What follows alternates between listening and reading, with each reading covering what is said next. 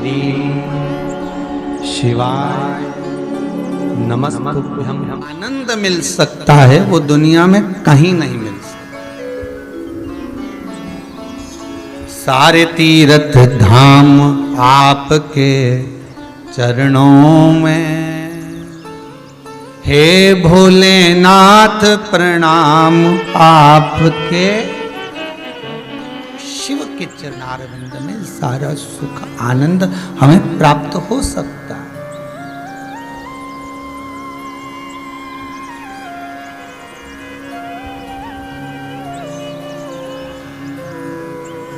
अहिल्याबाई भी कोई सतयुग की नहीं थी, त्रेता की नहीं थी, द्वापर की नहीं थी, कलियुग की थी।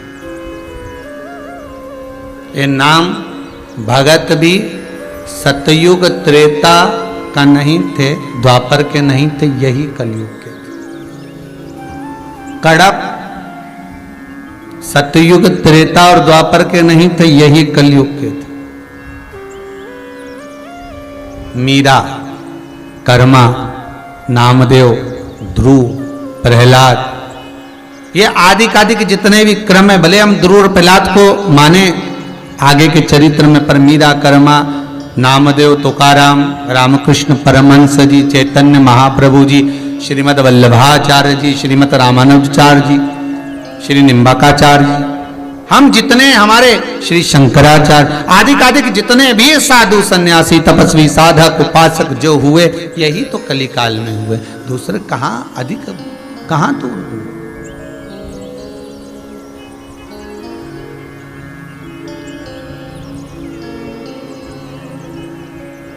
एक प्रश्न है,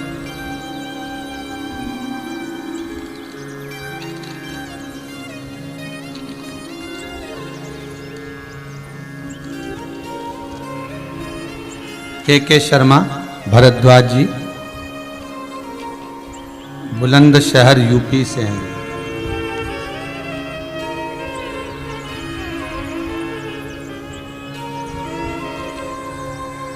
हमारे यहां पर शिवलिंग है,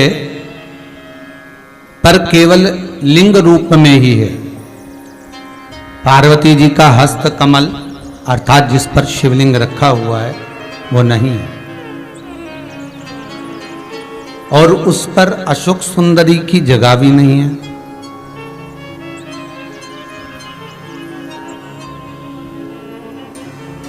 घर पर पूरा स्थायी शिवलिंग है। क्या उपाय कर सकते हैं? देखिए भाई, शिवलिंग शिवलिंग है।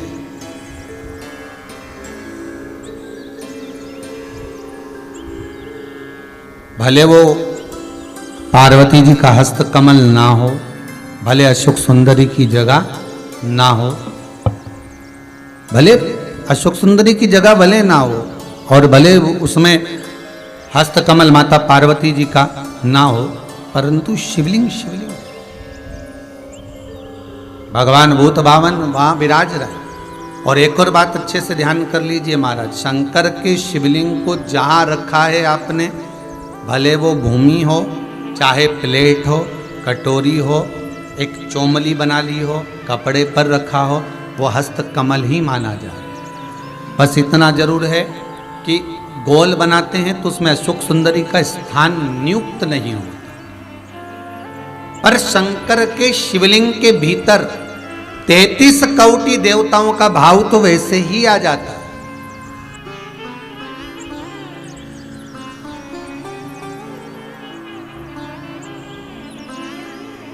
किसी ने एक प्रश्न किया, गुरुजी आप बताते हो कि कमर दुखे, हाथ पैर दुखे, पांव दुख रहे हो, कमर दुख रही हो, पीठ दुख रही हो, सिर दर्द हो रहा हो, तो शंकर जी के मंदिर में जाकर शंकर जी की शिवलिंग की बेलपत्र उठाकर शंकर जी के शिवलिंग को देखकर चबा चबा कर खाना है। तो हम ऐसे बेलपत्र खा लें तो घर पर ले जाकर शिवलिंग देखकर क्यों? तो शास्त्र कहता है कि उसके प्रतिबिंब से, उस शिवलिंग के स्वरूप से जो किरण निकलती है, उस किरण से ही तो हमें रोग मिटाना है।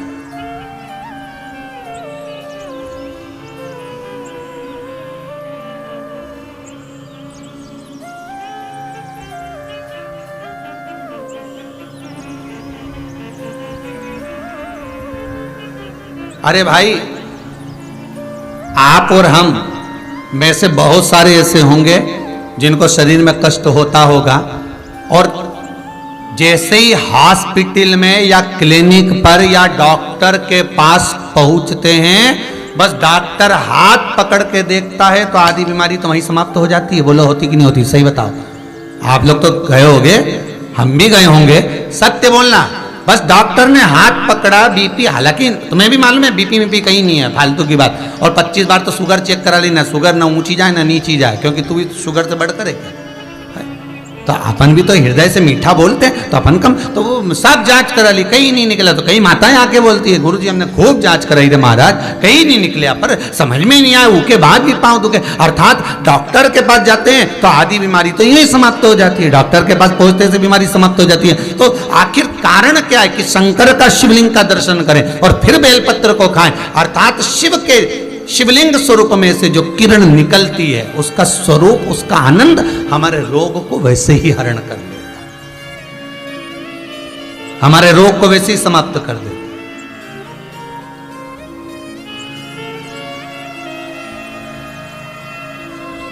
हम शंकर के स्वरूप का एक आनंद पा सकते हैं।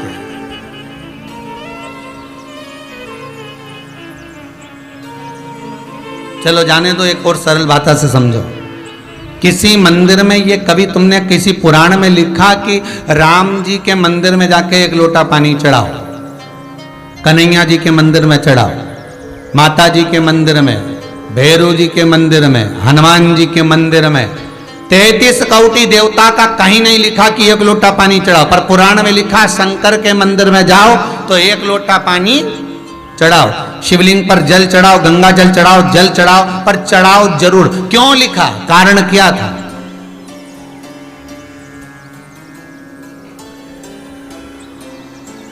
एक आध बार राम जी के मंदिर जाओ, कन्हैया जी के मंदिर जाओ, देवी जी के मंदिर जाओ, अच्छा बढ़िया माता जी चुंदड़ी मुंदड़ी पहन के बैठी हो, बढ़िया सब लगा लोगों के, और पंडित जी के हट यहाँ से, और बाल्टी भर के, लोटा भर के पानी ले जाओ और माता जी के चढ़ा दो। फिर देख, फिर पंडित के जो माता है उसके देख,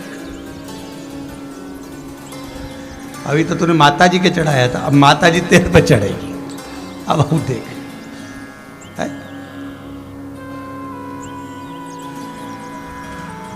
कहीं लिखा है ऐसा? है? पर नहीं, शिव के लिए लिखा है कि जल चढ़ाओ शंकर के शिवलिंग पर। क्यों? उसका कारण है, जब हम जल चढ़ाने के लिए जाएंगे तो शंकर भगवान पर जब जल चढ़ेगा तो उस जल का स्पर्श हमारे हाथ से शिवलिंग का होगा तो उससे हमारा कल्याण अपने आप हो जाएगा। क्योंकि सारे आनंद चरण, सारे देवताओं का एक तेजपुंज उस शंकर के स्वरूप में विराजमान है। कहते हैं जब संपूर्ण सृष्टि खंड नष्ट करने का जब समय आता है, भगवान शंकर काय के देवता है? संहार के देवता। जब भगवान शिव संहार के देवता हैं, जब संपूर्ण सृष्टि खंड समाप्त होने का समय आता है, पूरी पृथ्वी जब जल में मग्न होने वाली रहती है, तब 33 कोटि देवता आते हैं और भगवान शिव जी से निवेदन करते हैं, सब कुछ आकाश पताल तलातल रसातल सब नष्ट होने वाला है, क्या करा जाए? शंकर भगवान कहते हैं आप सब मेरे पास में आ जाओ और मुझ में समा जाओ। 33 कोटि देवता शंकर के अंग अंग में समा जाते हैं। हम कहते 3.5 करोड़ रोम छिद्र ये मनुष्य के शरीर में है। शास्त्र कहता है 33 कोटि देवता भगवान शंकर के शरीर में है। जब भगवान शंकर के शरीर में 33 कोटि देवता विराजमान हो जाते हैं, शिव के भीतर विराजमान हो जाते हैं, तो हम जल केवल एक देवता को नहीं चढ़ाते, 33 कोटि देवता को चढ़ाकर उसका पुण्य अर्जन कर लेते हैं, पुण्य प्राप्त कर लेते हैं। 33 कोटि देवता को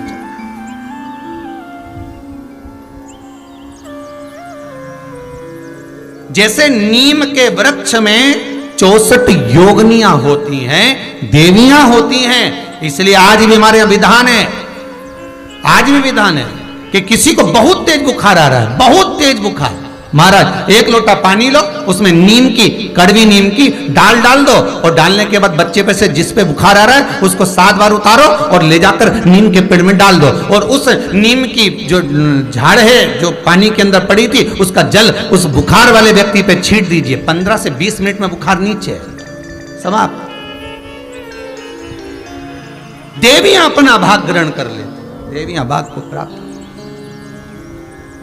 वो तो अब इन सारे वृक्षों की जो महत्वता है, चाहे नीम हो, बेलपत्र हो, शमी पत्र हो, महाराज रुद्राक्ष हो, इनकी जो महत्वताएं हैं, लोगों ने अपनी महत्वता दिखाने के चक्कर में इन सबको छुपा दिया।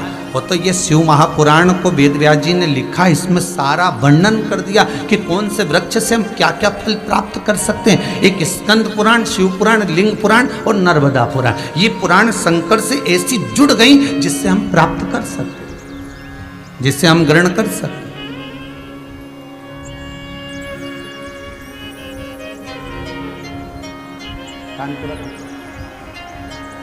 भगवान शिव के आनंद, और जब भगवान शिव सुख प्रदान करे, आनंद दे, शिव महापुराण की कथा कहती है,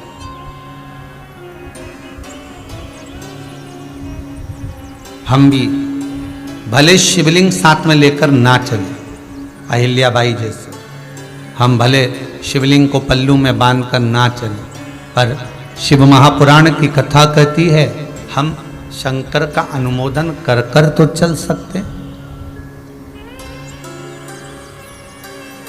हम शंकर का स्मरण कर कर तो चल सकते हैं।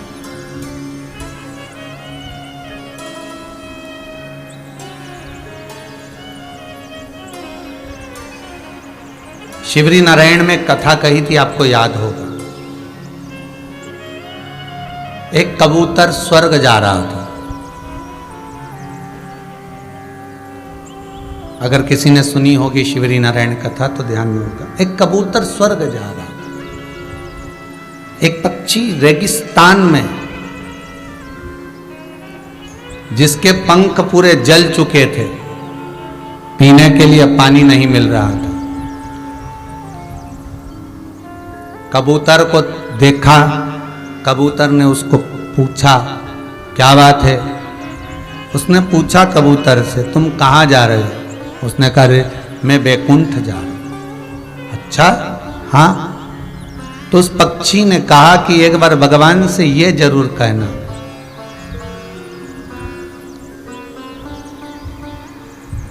एक बार भगवान से ये निवेदन जरूर करना मेरी ओर से कि मैंने कौन सा पाप करा जो मुझे रेगिस्तान में पटका, पंख जल गए, पानी पीने को नहीं मिल रहा, अन्न खाने को नहीं मिल रहा, तिनका मात्र प्राप्त नहीं हो रहा। भगवान से मेरी ओर से कह तो सकते हो तुम इतना।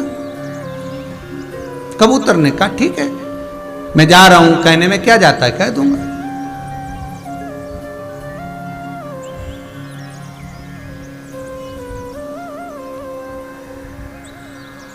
कहने में जाता क्या है, वो मेरे को कहने में कुछ नहीं जाता, मैं कह दूंगा।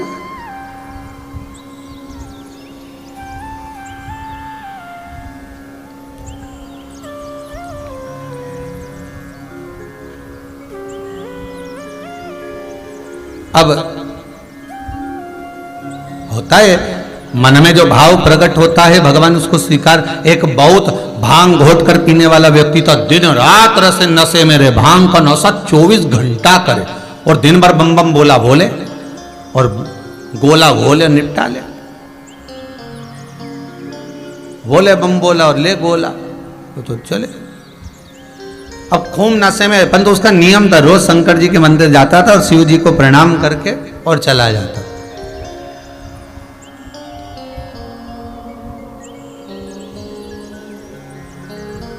अब आज इतना नशे में हो गया कि शंकर जी के मंदिर की जगह गणेश जी के मंदिर पहुंच गया। अब गणेश जी के मंदिर पे जाकर खड़ा हो गया और बिल्कुल नशे में था, भांग के झूम रिया था, भोला भोला करता करता शंकर जी को देख रही। तो उसको शंकर जी तो कहीं दिख ही नहीं रहे। अब मन में बड़बड़ा रहा, बताओ आज बाप की जगह बेटा है। अब उसको ये नहीं मालूम कि शंकर की जगह गणेश जी का मंदिर है, आज बाप की जगह बेटा। अब बहुत देर तक सोचता रही अब करूं क्या, उसने इंतजार भी करा कि शंकर जी आएंगे, मंदिर चेंज हो जाए। नीरी आ गए, तब उसने पिताजी से कह देना आया था, चला गया। भाव देखिए उसका, भले गोला था पर मुख से बोला, बोल कर गया। उसकी शुद्धता शिव में थी।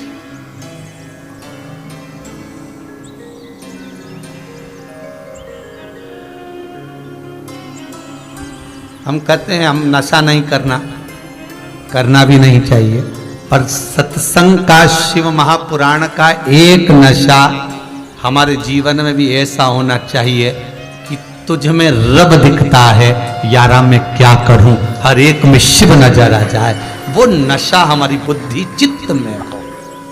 और है ऐसा नहीं कि नहीं है। कई लोग टीवी खोलते तो यही देखते हैं कब शिव पुराण आ रही है, जरा देखो, जरा चैनल चेंज करो, कौन सी टीवी पे आ रहा है, अभी इस पे आ रहे थे, अब इस पे आ रहा है, अब देखो जरा कौन से पे, तो चेंज कर करके देखते रहते, कितनी बजे कितनी पल, पड़ोसन को फोन लगाएंगे, कोई आया क्या सियोर वाला महाराज का कोई समाचार, देख दे जरा, है कोई अच्छी कोई क्लिपिंग आई है तो हमें भेज देना। एक व्यक्ति 50 60 ग्रुप में भेजे, जरा देख तो जरा कोई अच्छी बात आई हो तो जरा भेज जरा।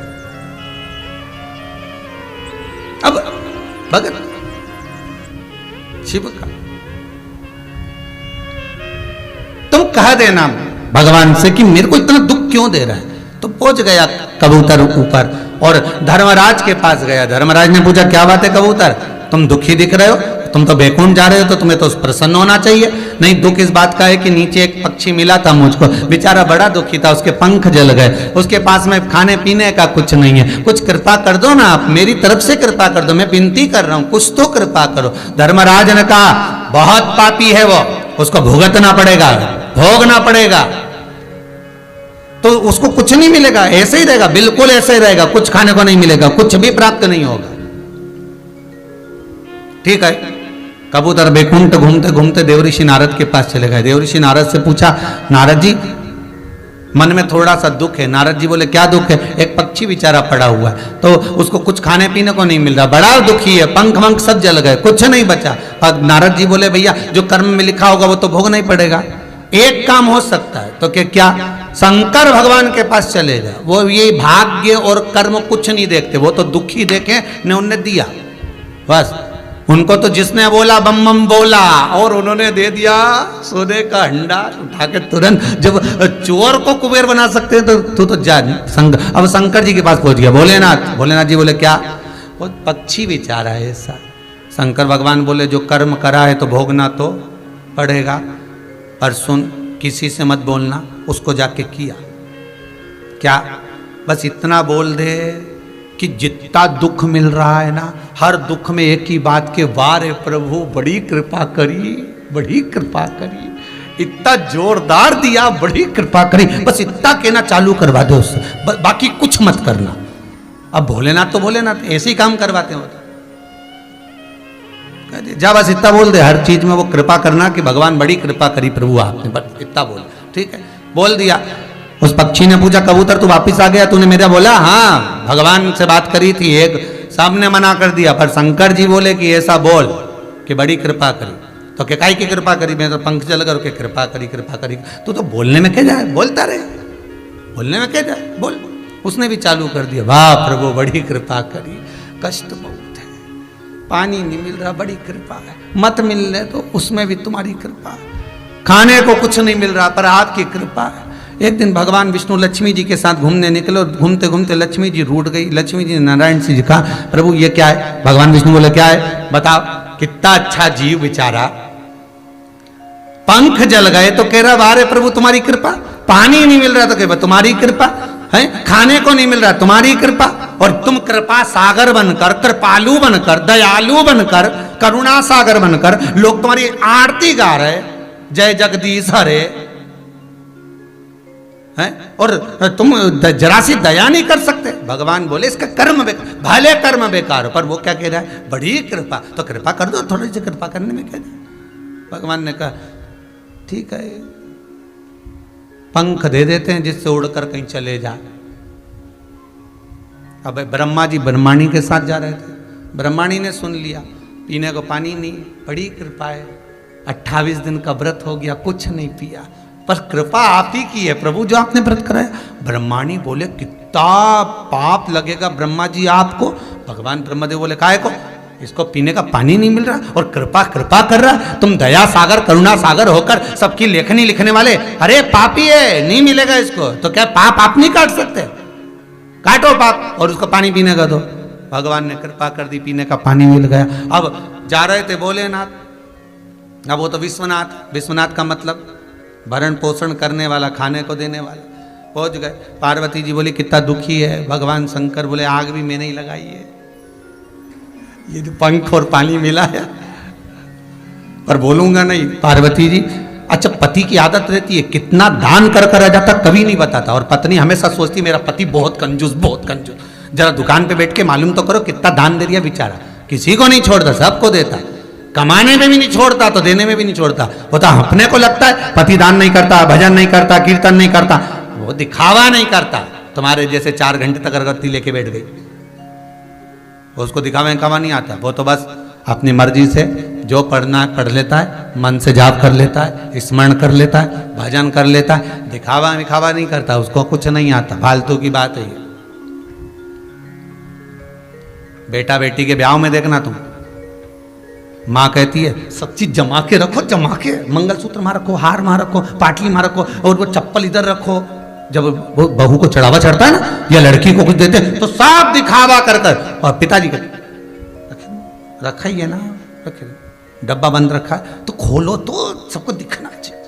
अब पत्नी मैं शादी में भी न करे, खोलो खोलो, और वो पति के रख दिया ना, सबको मालूम है अपन ने दिया, उसमें क्या नहीं नहीं सबको दिया। और कई कई नाम लिखो अलमारी पे, भैरूलाल, गणपत लाल, हरि किशन, श्रीधर, वेणुधर, राम गोपाल, पांडे,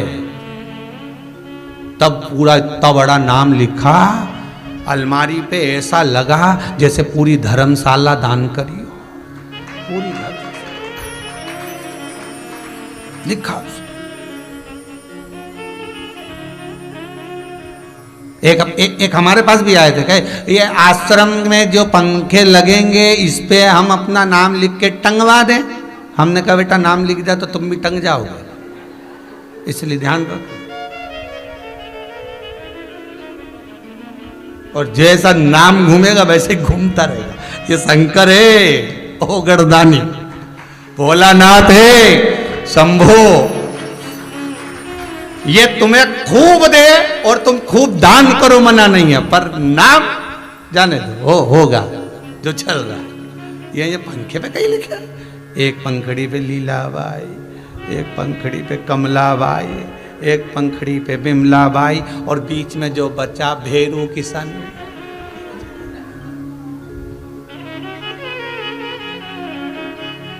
अब जो तार लगा उस पर और लिख दे बिजली बाई, उसको क्या छोड़ दिया, उस पर और लिख दिया। ए बोला ए रे शंभू,